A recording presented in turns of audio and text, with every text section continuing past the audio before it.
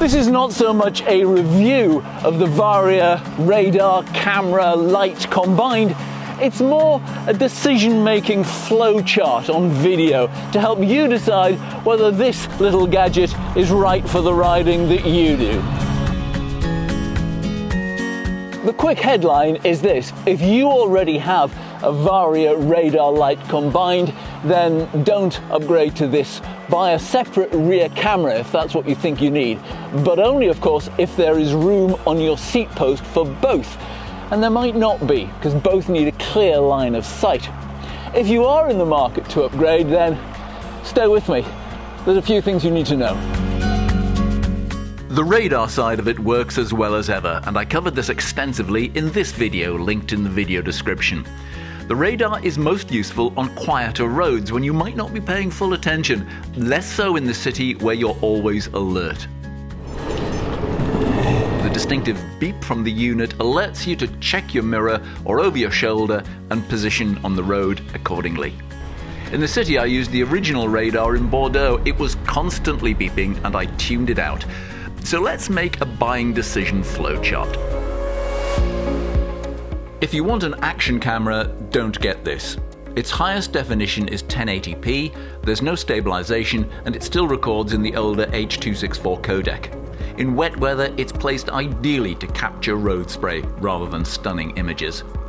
If you want to record other riders, buy an under-saddle mount, there's a link in this video description, and an older GoPro 8 or 9, both of which have good stabilization and record in a higher quality codec. Good images need clean lenses. Do that and you'll end up with 4K footage like this, which is way better, and you can crop in to improve it further. The footage from this is not for social media. It's when you're in court or you're trying to get there. This is a safety camera, and its job is to record evidence, crucially registration numbers. In every ride I've done, on every clip I've saved, the number plate has been clear to read, even in that heavy rain. Helped, you may notice, by the flash of light from the Garmin.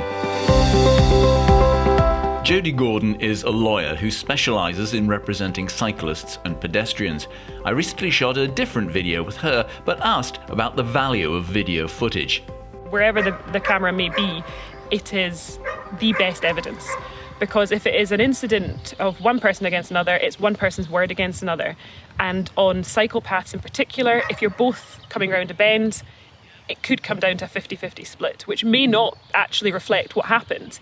We know that there's cameras all around us, and I think it is a wise step to take. And I would actually go as far to say it's probably better investment of your money than insurance at the current point. It's sad, but even out here in the wilds of the Scottish Highlands, I feel I have to use a front-facing camera for all road rides, so a rear-facing one would be helpful too.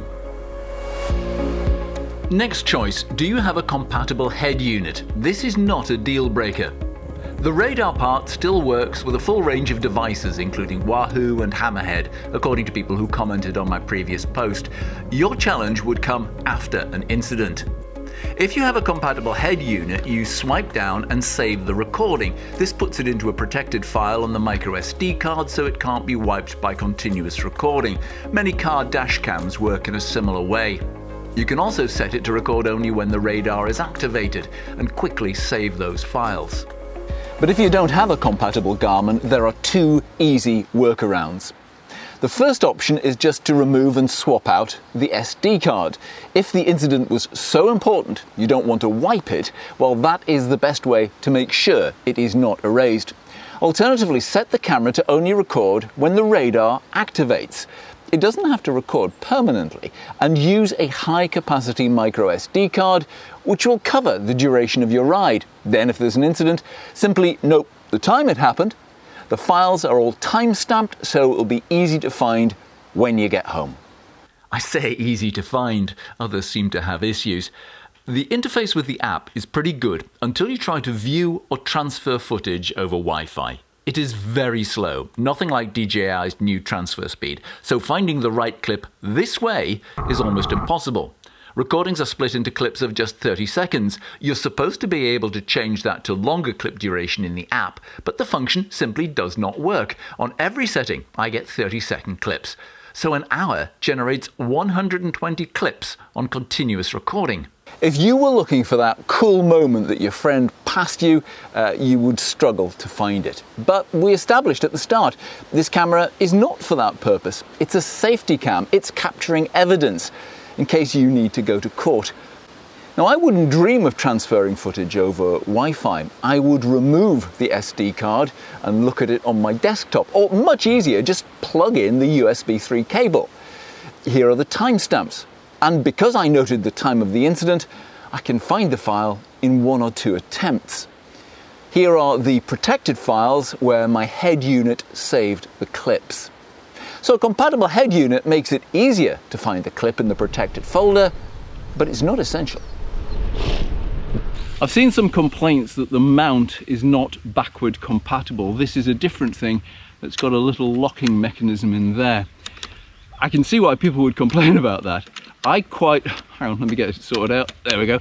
I quite like that because it means it's less likely that somebody could just reach out of a car window and nick your light. However, I think it also makes it more difficult to attach this to any bike packing bag.